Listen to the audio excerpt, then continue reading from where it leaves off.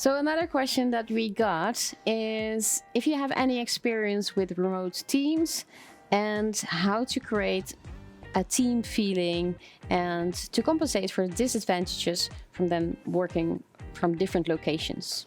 I think this is a very tough thing to really overcome. So I would start with, what do we define as a team? How do we want our team to look like? There's an exercise in professional Scrum in the PSM material. What's the best team that you've ever witnessed? Whether be that a sports team, be that a team that you've been part of.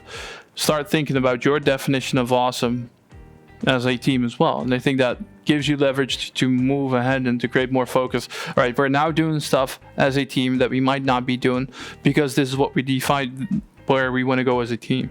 I think that already is a good starting point. What we did in one of my clients was we just had booked the Friday afternoon to have a virtual beer and virtual happy hour. Did some virtual games just to create a little bit more fun and incentivize things and to not keep it always that serious. People feel like they have to be on all the time. Like the boundary between private life and work life has diminished, I feel, since the beginning of the pandemic. And therefore, creating some breathing space to not always focus on output and continuously working and stuffing out as much as possible. I think that is incredibly helpful when it comes to the dynamics of an actual team. Yeah.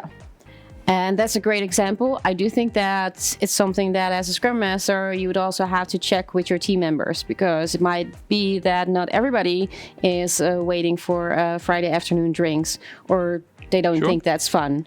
So it's not a one size fits all, but it's a nice challenge for you as a Scrum Master to figure out what is interesting and engaging for the whole team. Yep.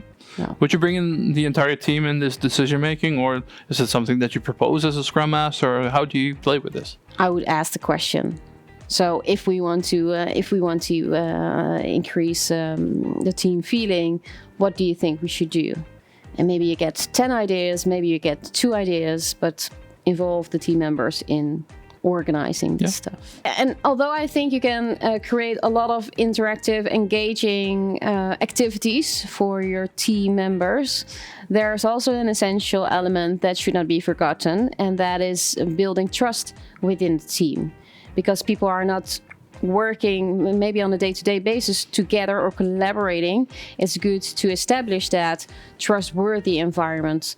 And well, one of the elements of building trust or key factors is to get to know each other. So that can be either with an activity like you mentioned, or it can be something different like a collaboration space or using a digital whiteboard to put on some information about the team members, so they get to learn, so they get to know each other and start building trust. Have you ever been in one of those situations where after a whole while of working remotely, people would actually fly and gum together from where they... What did you see was the effect? Well, when people come together for the first time, it's a little bit awkward, of course, because they have been working for a longer time together online. But when they really meet in person, it feels a little bit awkward. But that tension or that awkwardness is usually gone within 30 minutes. Yeah. Yeah.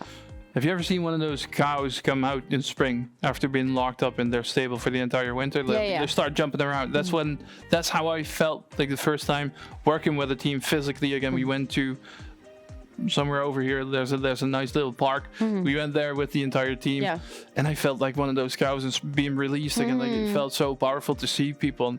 But that's me, right? But I've also seen people that thrived and then they really flourished when they could finally just be home all the time and work remotely. Yeah. So it really depends. It does.